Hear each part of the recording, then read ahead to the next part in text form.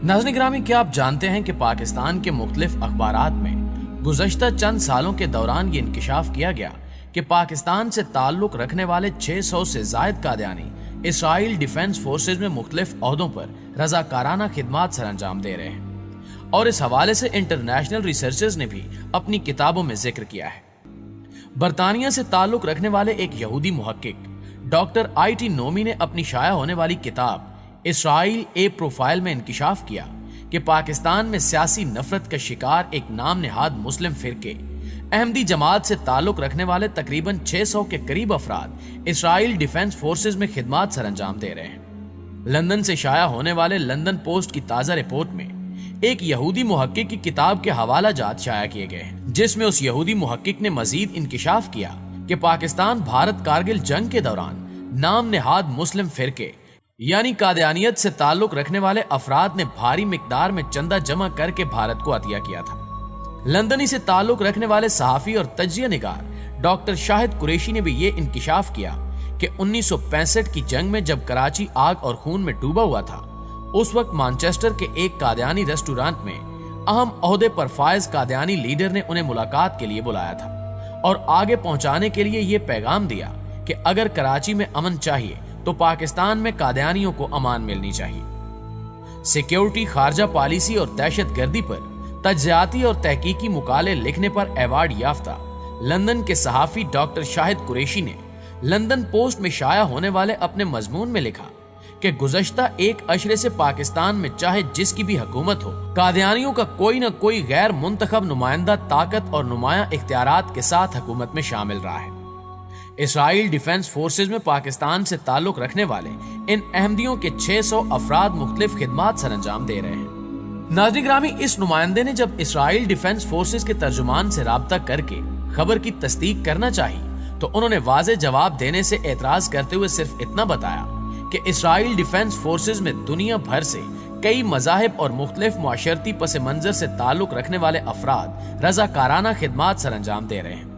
वाज़ेह है कि Israel defence forces में काम करने वाला हर रुकन रज़ाकाराना खिदमात पेश करता है। इसराइली फौजी क़यादत के मुताबिक अरब, ईसाई, फलस्तीनी, इसराइली मुसलमान और दुनिया के दीगर खित्तों से मुख्तलिफ मुआशरती पस मंजर से ताल्लुक रखने वाले अफराद भी इसराइल डिफेंस फोर्सेज का हिस्सा हैं। इस नुमाइंदे ने इसराइल डिफेंस फोर्सेज की वेबसाइट का मुतालिया किया तो वहां दुनिया के किसी भी बाशिंदे को बिला तफरीकुल नस्ल, मजहब और जुबान के इसराइल डिफेंस फोर्सेज में शमूलियत की दावत मौजूद थी। जबकि इसराइल डिफेंस फोर्सेज के तर्जुमान अंबाल नुए का दावा है कि फोर्सेज में शामिल कई मुसलमान मुख्तलिफ जंगों में हलाक भी हुए हैं।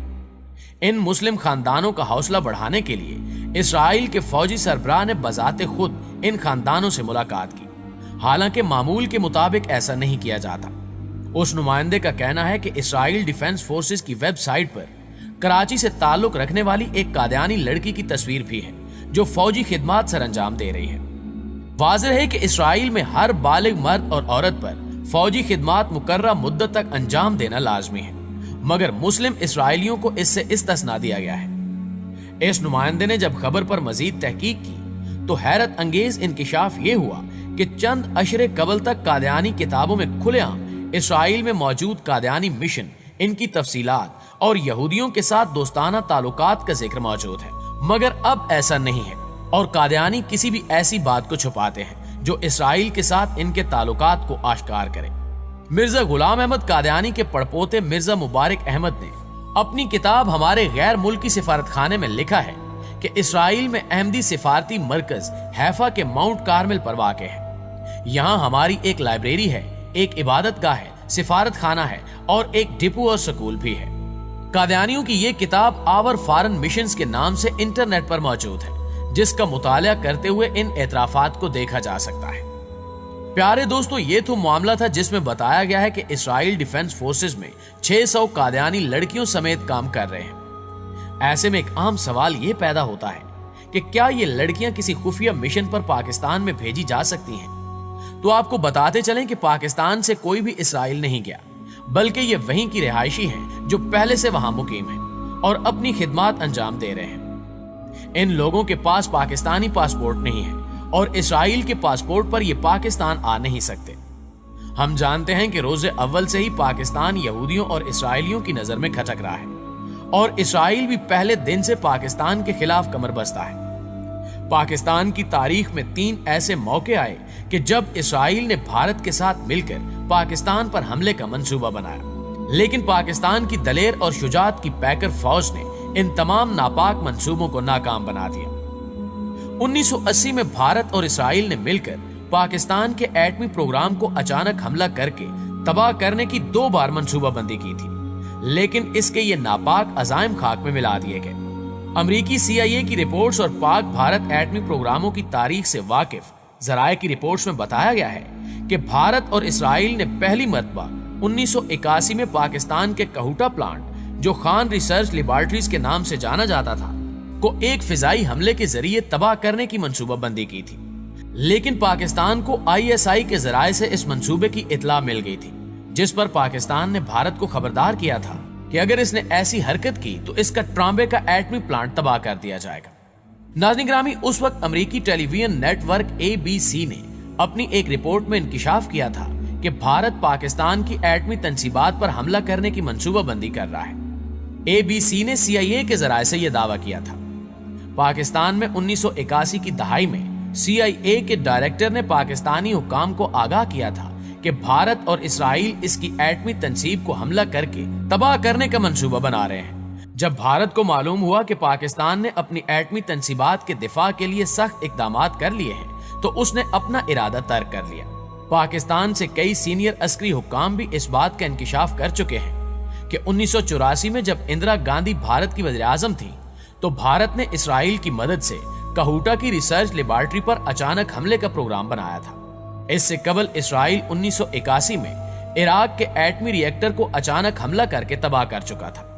بھارت اسرائیل کے اس تجربے سے فائدہ اٹھا کر پاکستان کو بھی نقصان پہنچانا چاہتا تھا، لیکن پاکستان کو اس منصوبے کا بھی قبل از وقت علم ہو گیا اور پاکستان نے حفاظتی اقدامات کر لیے۔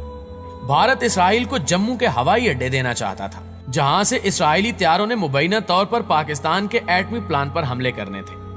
یہ وہ سال تھا جس میں بھارتی وزیر اعظم اندرا گاندھی کو ان کے سکھ محافظوں نے قتل کر دیا تھا۔ پیارے دوستو، اس کے علاوہ اسرائیل اور بھارت نے پہلا منصوبہ 1981، دوسرا 1982، تیسرا 1983 اور چوتھا منصوبہ 1984 میں بنایا۔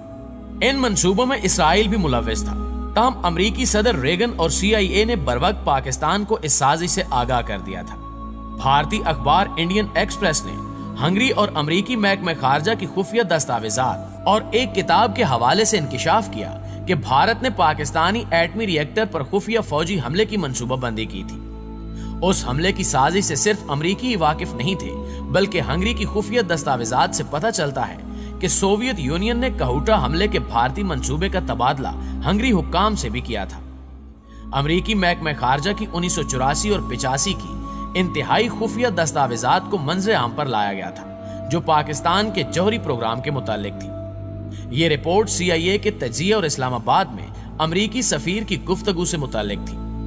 ان دستاویزات کے تحت اسلام آباد میں امریکی سفیر نے اس وقت کے پاکستانی صدر جنرل ضیاء الحق کو صدر رونالڈ ریگن کا ایک خط حوالے کیا، جس میں امریکہ نے پاکستان کو کہوٹا ایٹمی ری ایکٹر پر بھارتی فوجی حملے کے بارے میں خبردار کیا تھا۔ جی تو معزز دوستو، یہ تھی ہماری آج کی ویڈیو۔ انشاءاللہ آپ سے ملاقات ہوتی ہے اگلی ویڈیو میں، تب تک اپنا خیال رکھیے۔ اللہ نگہبان۔